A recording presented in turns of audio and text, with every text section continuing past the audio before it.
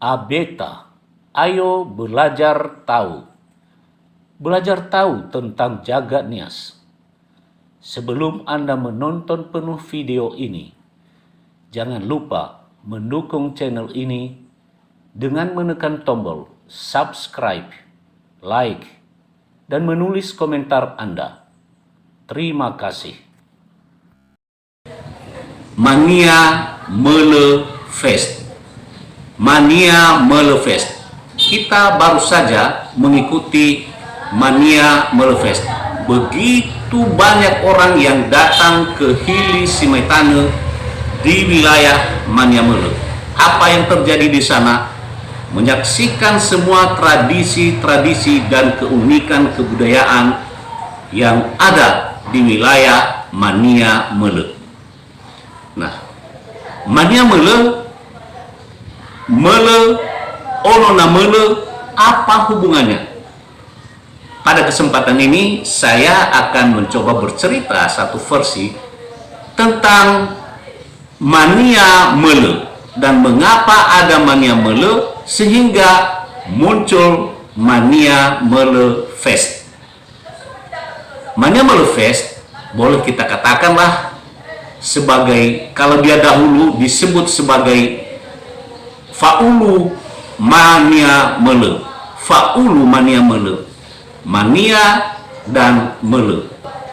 Mele adalah leluhur masyarakat yang sekarang hidup dan berdiam di seluruh wilayah yang disebut dengan Mania Mele. Dulu sering sekali dikatakan Maina Mele, atau ada variasi lain disebut Maina Mele. Tapi yang sekarang yang sudah tetap disebut adalah Mania Mele.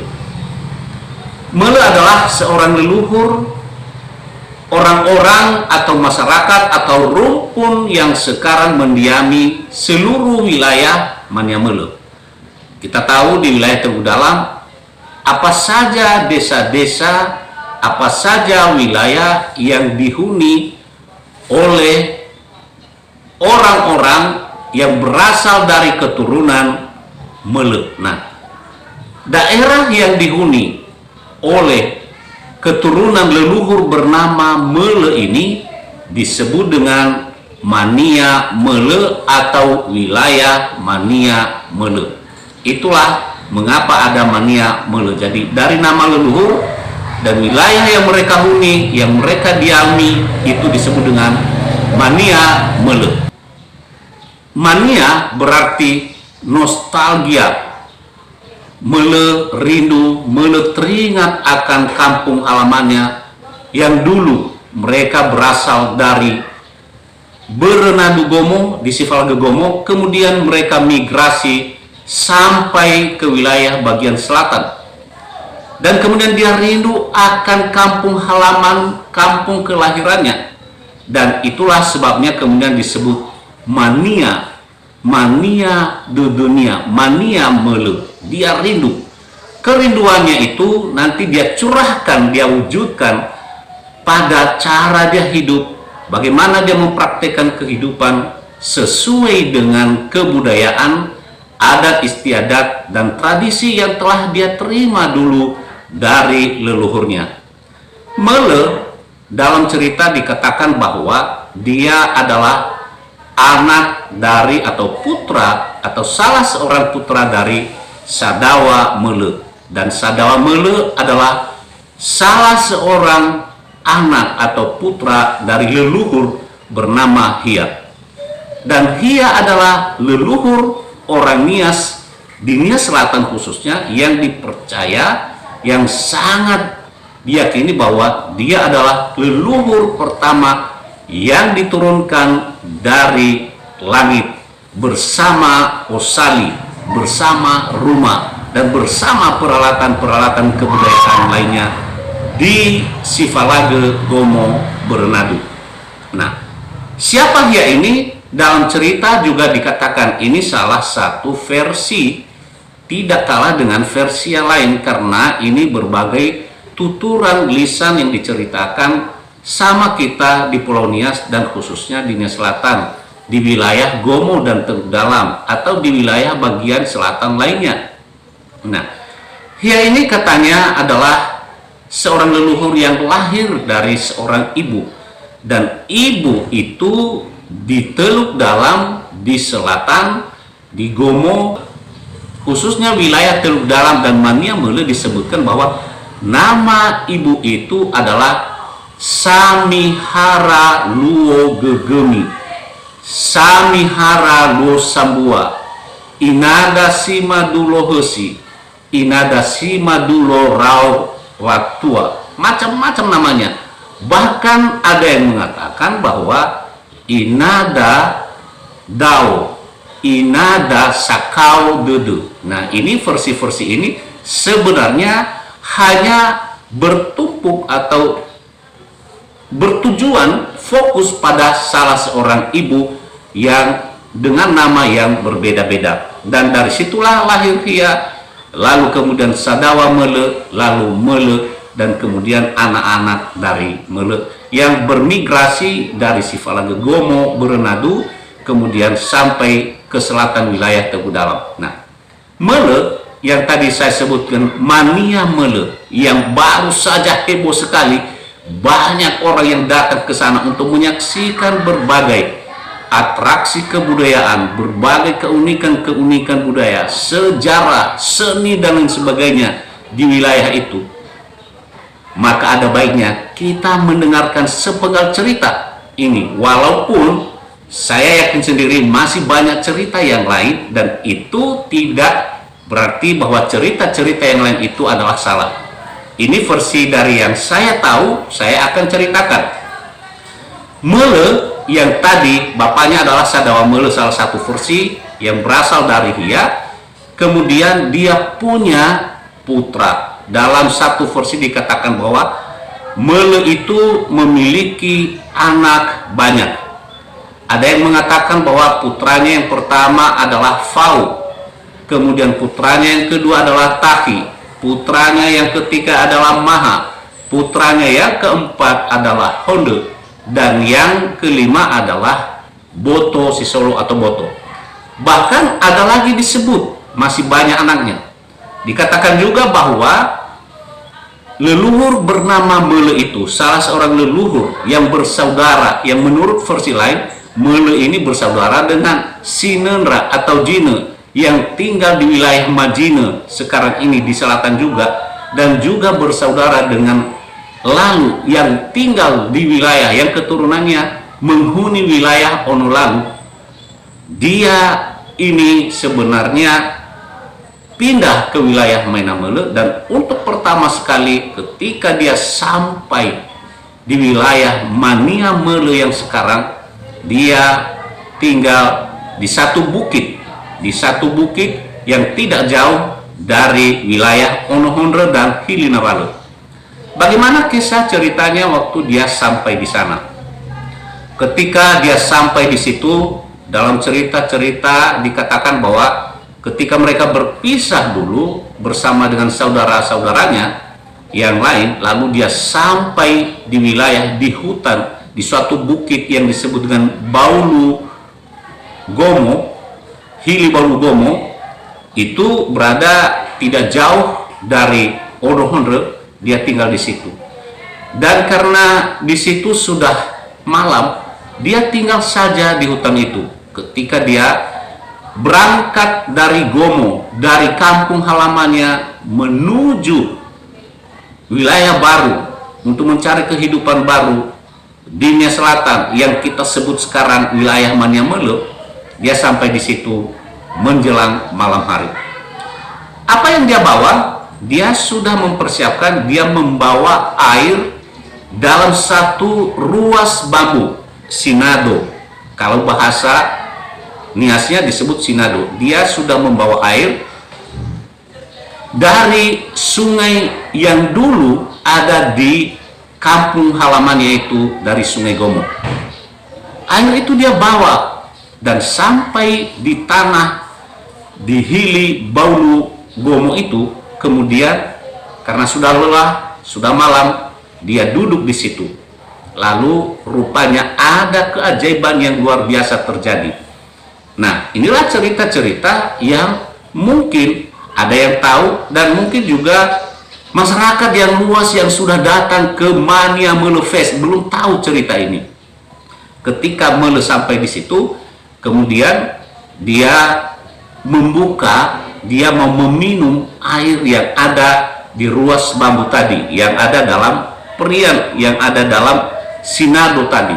Tetapi ketika dia meminum air itu, karena sudah lama dalam perjalanan, maka air itu bau, abano, atau bahasanya selatan di sana Telu Daun, abano.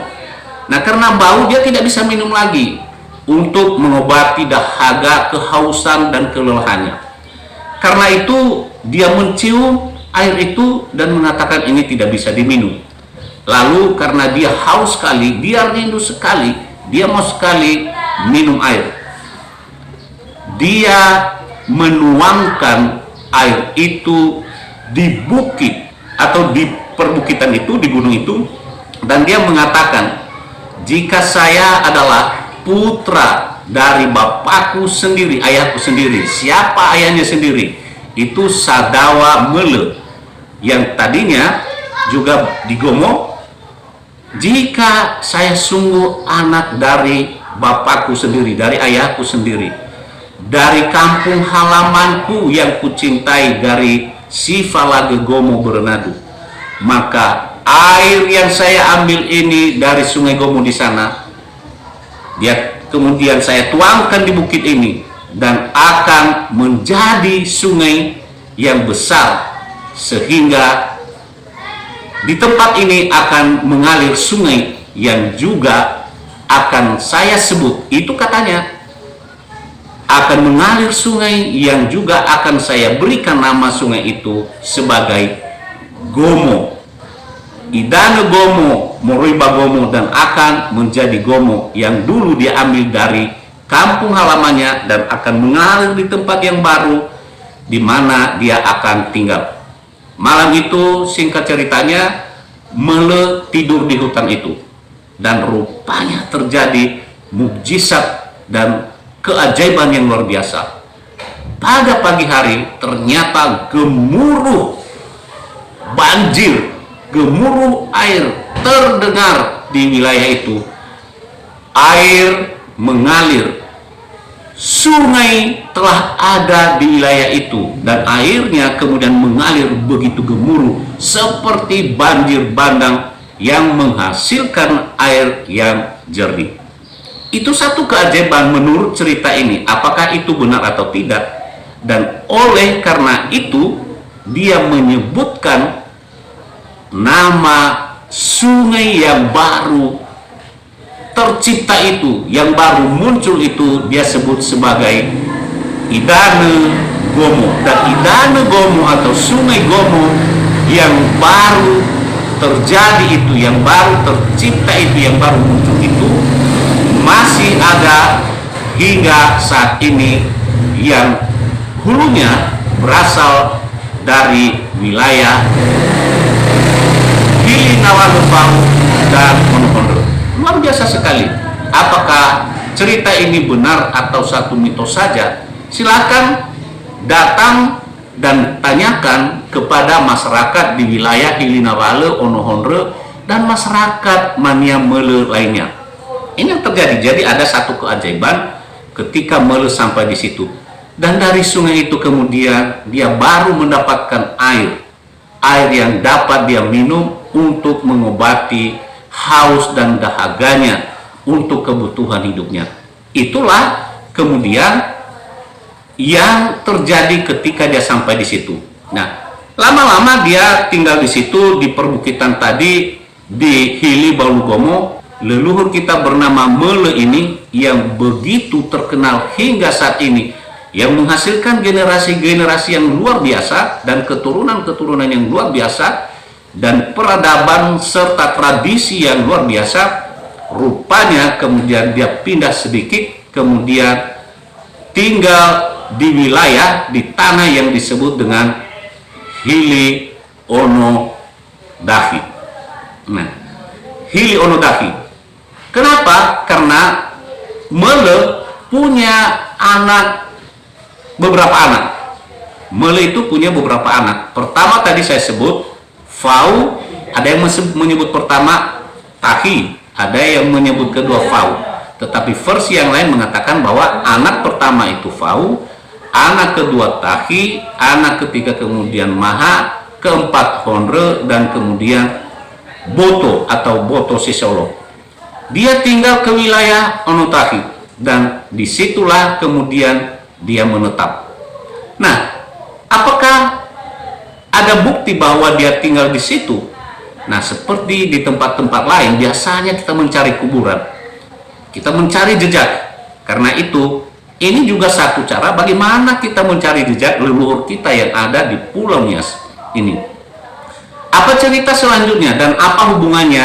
Tadi saya katakan Mania Melefest, Mele, Onona Mele. Bahkan apa hubungannya sampai ke Nias Utara yang kita sebut tadi Onona Mele, Laraga, dan Miga. Ini perlu kita ketahui, Miga, wilayah Miga. Nah, bagaimana kehebatan, bagaimana migrasi atau penyebaran keturunan-keturunan dari leluhur bernama Mele ini. Nah, ketika dia sudah punya istri, katanya Mele ini juga punya banyak istri. Setiap istri melahirkan, dia kemudian menceraikan istrinya. Nah, itu salah satu versi. Jadi lahir Fau, ketika setelah lahir Fau, kemudian dia menceraikan istrinya, ibu dari Fau. Begitu juga Tahi, ketika lahir anaknya Maha, dan setelah istrinya itu melahirkan Maha, dia juga menceraikan. Ini satu kisah yang menarik juga. Rupanya Mele itu punya istri banyak. Ini salah satu versi katanya. Tetapi ketika Honre itu lahir, lalu ibu dari Honre itu, istri keempatnya, dia berpikir bagaimana cara supaya Mele itu tidak meninggalkannya lagi. Bagaimana caranya? Ketika anaknya itu menangis, dia rawat, dia coba timang-timang. Ketika dia meninabobokan dan menimang-nimang anaknya, dia bernyanyi. Katanya, kure, kure, kure, manugu, manusoyo, teboka gogo, nasogadulo, bate kifu, nale adulo. Nah, katanya krue-krue, teboka, hogonia. Apa itu pantatnya? Terbuka pantatnya kalau ada telur, tapi merapat lagi kalau tidak ada telur. Ini satu kiasan saja kepada suaminya, supaya suaminya itu tidak selalu kemudian meninggalkan istrinya. Nah, ini cerita yang sedikit lucu memang. Nah, sehingga berpikirlah suaminya ini, leluhur bernama Mele, oh begitu. Oh, berarti kalau anak saya sudah lahir, wah berarti istri saya ya sehat kembali. Ya, tidak seperti saya bayangkan bahwa kalau misalnya sudah melahirkan ya sudah tidak sehat lagi, atau tidak bagus lagi lah, ya tidak segar lagi, tidak cantik lagi. Jadi kalau sudah melahirkan anak, ya walaupun sudah melahirkan anak, istri itu akan tetap sehat kembali.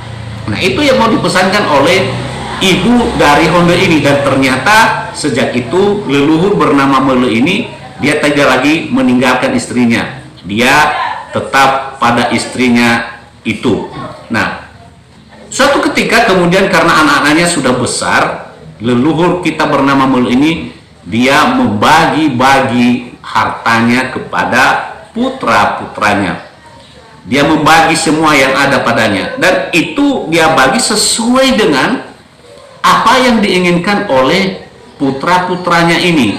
Ini hanya disebutkan anak-anak laki-laki saja.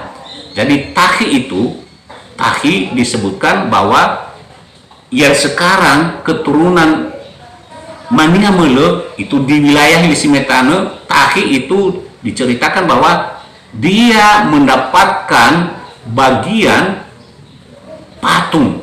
Macam-macam ini. Ada yang mengatakan patung yang didapat oleh Taki adalah adu lawele. Ada yang mengatakan bahwa patung atau adu yang didapat oleh Taki adalah adu siraha atau patung yang berupa manusia. Ada yang mengatakan bahwa juga patung yang menyerupai harimau atau patung harimau. Ada yang mengatakan ini macam-macam. Ini lawele fatau. Lawele fatau itu patung yang seperti manusia. Jadi mereka sebut sebagai lawele. Nah, pada pokoknya, pada prinsipnya Taki mendapatkan patung itu simbol kesucian, simbol dari agama-agama, simbol dari kepercayaan, simbol dari pemberian berkat. Jadi itu artinya semua nanti pusat kehidupan agama ada di sana. Nah, apa yang didapat oleh Fau? Fau mendapatkan emas. Itu emas. Apa yang didapatkan oleh Maha? Dia mendapatkan pedang. Dan apa yang didapatkan oleh putranya bernama Honde? Dia mendapatkan valiera atau bulu valiera, timbangan atau neraca emas. Tidak disebutkan Boto mendapatkan apa. Nah, dia membagi-bagi hartanya itu, pusakanya itu kepada putra-putranya. Dan setelah dia membagi-bagi itu, kemudian ternyata ada kerinduannya untuk pergi. Nah, ini kita ikuti ceritanya bagaimana dan di mana dia pergi. Ternyata Mele kemudian dia pergi mengembara ke bagian utara dari Pulau Nias. Nah, dia sudah membagi hartanya, lalu dia ingin mengembara di bagian utara Pulau Nias. Satu lagi, sebelum dia pergi mengembara, dia menetapkan hukum atau aturan-aturan kepada putra-putranya yang dia tinggalkan. Jadi Mele itu luar biasa sekali. Apa yang telah dia terima, tradisi, adat istiadat, hukum adat yang kita katakan sekarang sebagai furake, kalau di sana disebut sebagai famate harimau, itu hukum adat itu segala sesuatu hukum adat yang dulu dia terima dari gomo, dari leluhurnya, dia coba kembangkan lagi di situ. Apa yang paling penting dia terapkan di situ? Apa yang paling penting dia pesankan dan dia gariskan kepada putra-putranya, yaitu famate ahe harimau, atau nama yang lain famate harimau. Itu ada upacaranya. Jadi ada upacara, ada ritual famate harimau atau famate ahe harimau. Apa itu famate ahe harimau? Satu upacara yang diwajibkan dilakukan untuk menolak bala, menolak segala hal-hal yang buruk, untuk menolak segala hal-hal yang jahat dalam kehidupan mereka, dan untuk memohon untuk mendapatkan berkat hou-hou dari segala aspek kehidupan mereka, sehingga mereka dapat sejahtera dan bahagia. Ladang peternakan mereka bisa menghasilkan hasil yang melimpah ruah. Itu maksudnya. Jadi mereka melakukan satu ritual, akan bahwa itu setiap 5 kali. Lama-lama kemudian ada yang mengatakan sekali 7 tahun. Ada yang mengatakan kemudian paling tidak sekali dalam 14 tahun. Jadi mereka melakukan yang disebut dengan famate ahe harimau atau famate harimau. Nanti mereka bawa itu patung dengan usungan kayu sampai 7 meter, dan di atasnya ada patung yang menyerupai harimau atau harimau, walaupun wajahnya tidak persis seperti harimau, tapi wajahnya seperti wajah binatang buas yang juga gado-gado, seperti wajah Lasara atau wajah pembauran antara semua binatang buas. Nah, itulah yang diusung, kemudian dibawa ke satu tempat dan kemudian di sanalah dibuang di satu lembah yang kemudian ada sungainya, yaitu lembah dan sungai itu disebut dengan Sumali. Mereka membuang patung harimau itu, famate harimau itu di air terjun Sumali yang berada di antara Desa Onohondre dan Hili Narale Fau. Di situ ritualnya, jadi semua masyarakat berkumpul di situ, semua orang berkumpul di situ, dan panjang sekali ritualnya. Nanti pada satu edisi tertentu kita akan bercerita tentang famate atau famadaya harimau yang berkembang di wilayah ini dan menjadi tradisi keturunan dari putra dari Melu ini. Hanya mereka yang punya itu.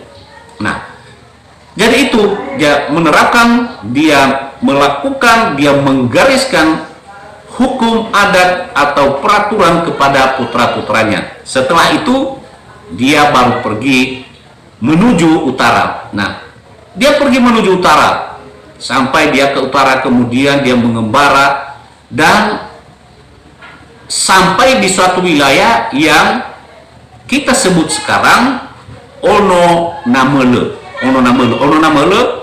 di mana ada wilayah kantor bupati sekarang. Kalau kita itu tidak jauh dari kota Gunung Sitoli, hanya 10 atau 11 km dari kota Gunung Sitoli itu kemudian ada wilayah Ono Namele. Saya sudah tanya-tanya ini kepada orang Gunung Sitoli, ya, kepada penduduk yang ada di Gunung Sitoli. Adakah yang menjelaskan kepada saya mengapa wilayah ini disebut dengan Ono Namele? Padahal Mele itu dulu adalah nama dari seorang leluhur di Nia Selatan atau di Teluk Dalam yang saya sebutkan tadi. Nah, dia sampai di situ, dan diperkirakan manusia juga atau ada orang yang sudah kian ada di situ. Ada dugaan dia ketika sampai di situ, apakah dia kawin lagi atau menikah lagi atau tidak, kita tidak tahu persis. Tetapi yang jelas dia tinggal di situ di wilayah Ono Namele yang sekitar 10 km dari kota Gunung Sitoli ini, di mana kantor Bupati Nia sekarang ini dibangun. Nah, dia tinggal di situ beberapa tahun, beberapa waktu. Lalu kemudian tidak lama, katanya dia teruskan mengembara, menyusuri, dia jalan mengikuti atau menelusuri pantai itu saja. Dia sampai ke bagian utara lagi. Nah, kita tidak tahu di bagian utara yang mana dia lagi, sampai kemudian dia tinggal di situ dan menghuni daerah itu. Yang jelasnya bahwa diceritakan bahwa dari Ono Namele itu kemudian dia pindah lagi menuju ke bagian utara, agak masuk ke kota Gunung Sitoli, mengikuti atau jalan mengikuti garis pantai itu. Nah, lalu dia menemukan sungai di situ. Nah, ini yang diceritakan. Tetapi beberapa waktu kemudian, beberapa tahun kemudian, rupanya kerinduan cucu-cucu dari leluhur bernama Mele ini sungguh muncul. Mereka merindukan kakek mereka bernama Mele ini. Karena itu mereka mencoba mencari, mengikuti, dan mencoba pergi juga mengembara untuk mencari di mana kira-kira ada atau masih hidup kakek mereka bernama Mele ini. Singkat ceritanya, mereka pergi meninggalkan wilayah Mania Mele, lalu pergi ke bagian utara Pulau Nias ini, menuju wilayah, katakanlah wilayah kota Gunung Sitoli yang sekarang.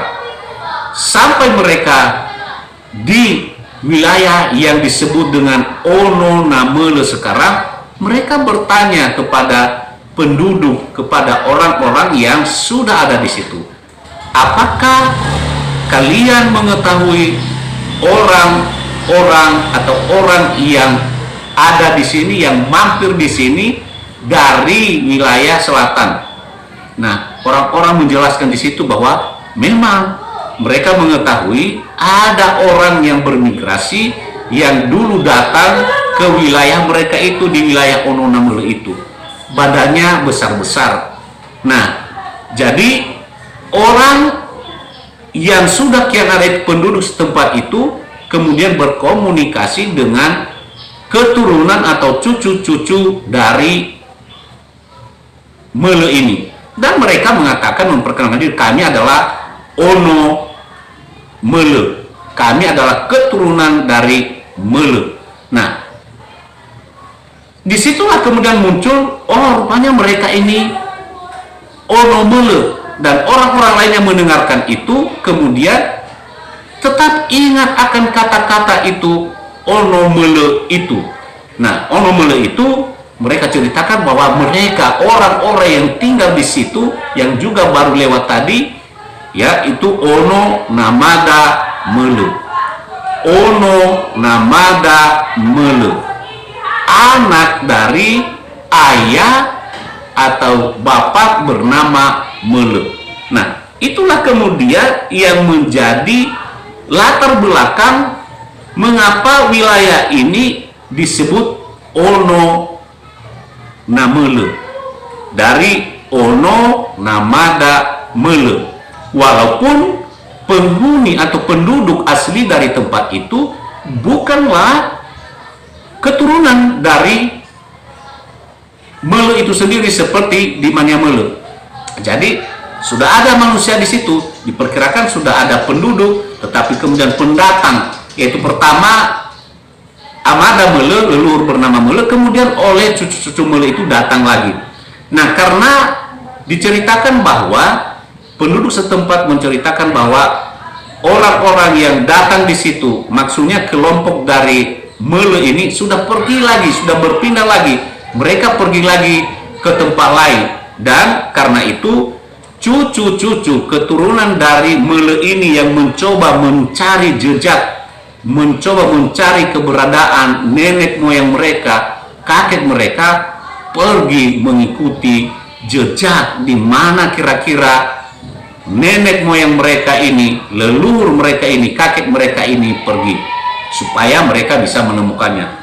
Singkat kata, mereka pergi mengikuti jejak kaki dari Ono Namele itu menuju bagian utara, menelusuri pantai itu. Dan di atas pasir-pasir itu mereka menemukan jejak kaki. Jejak kaki yang besar-besar katanya, kakinya besar-besar.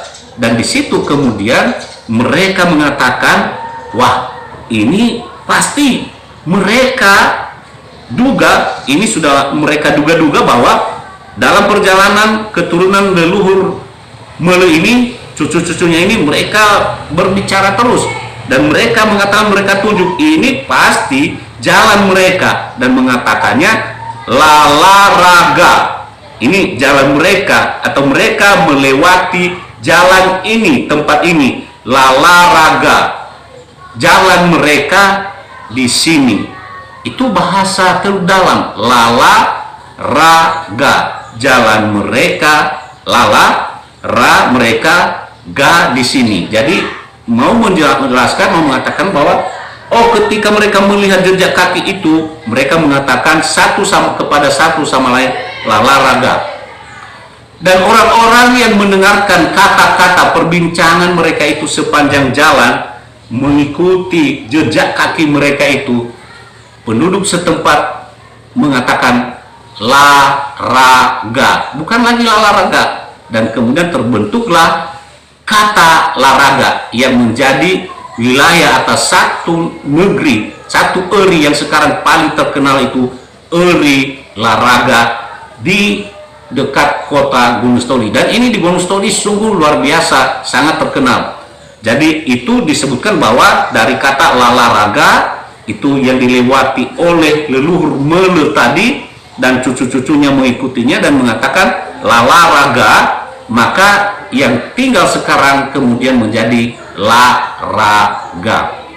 Nah, pada saat mereka melihat itu, kemudian sampailah mereka di satu sungai. Karena itu kemudian menuju ke utara ada sungai yang kita sebut sekarang Sungai Niga. Sungai Miga itu tidak jauh dari kota Gunung Stoli, sekitar 5 km atau lebih. Nah, di situ tidak mungkin lagi mereka menemukan jejak kaki karena ada sungai. Karena ketika mereka melewati sungai itu, ya tidak mungkin mereka mendapatkan atau menemukan jejak kaki di situ. Nah, pada saat mereka mengikuti jejak kaki itu, mereka mengatakan, "Mei ga lalaraga, ga mei ira, mei ga ira, mei ga." Mei itu pergi, ga itu ke sini. Kesinilah mereka pergi. Mei ga. Nah, jadi ketika dari belakang kemudian lalaraga, disambung lagi perbincangan itu dikatakan mei ga. Dari mei itu pergi, ke sini arahnya. Lalu ga itu ke sini. Nah, orang-orang yang mendengarkan di sekitar itu kemudian mengatakan, "Oh, mei ga," karena itu bahasa Teluk Dalam berbeda dengan bahasa orang-orang yang sudah kian ada itu atau masyarakat setempat. Lalu mereka menangkap itu, oh itu mei ga. Kita kenal sekarang Miga, dan itu nama daerah yang ada sekarang. Sungai Miga atau wilayah Miga, desa Miga, yang tadinya dari kata meiga, itu dari pengembaraan leluhur bernama Mele dan juga keturunannya. Nah, dari Onona Mele ke Laraga kemudian Meiga. Jadi itu kaitan cerita ini luar biasa sekali. Apakah cerita ini benar atau tidak? Paling tidak ini satu informasi bagi pendengar supaya dapat menemukan informasi-informasi lain dan juga termotivasi untuk mencari sumber-sumber lain agar kita mengungkap sejarah dari para leluhur kita dan kita sendiri. Luar biasa sekali. Jadi Mania Mele Fest, Mele, Onona Mele, Laraga, dan Miga. Mania Mele Fest yang begitu terkenal, kemudian itu boleh dikatakan merupakan mania, satu bentuk mania kerinduan dari keturunan Mele yang kemudian melakukan festival, menyelenggarakan festival Mania Mele Fest, dan banyak orang, bahkan Menteri Pariwisata Sandiaga Uno datang. Banyak orang, berbagai kampung datang ke sana untuk menunjukkan atraksi dan kehebatan, keunikan, kebudayaan yang mereka miliki di setiap daerah masing-masing. Mate rauge hule jilee, mate rauge hule jiso. Amada Mele babereta, amada Mele jauri siso irugi ma'he. Semoga tradisi, semoga kebudayaan, semoga adat istiadat dan segala sesuatu yang telah digariskan oleh leluhur bernama Mele masih hidup dan menjadi semangat kita untuk hidup dan menjadi karakter kita, menjadi akar dari kehidupan kita, sehingga kita menjadi ono niha yang memiliki martabat dan identitas dan dihargai oleh suku bangsa lain. Semoga penjelasan ini menjadi bermanfaat bagi banyak orang. Terima kasih Anda telah menonton Nias Universe. Jangan lupa subscribe, like, menulis komentar Anda, dan membagikannya kepada seluruh sahabat. Ya ahobu.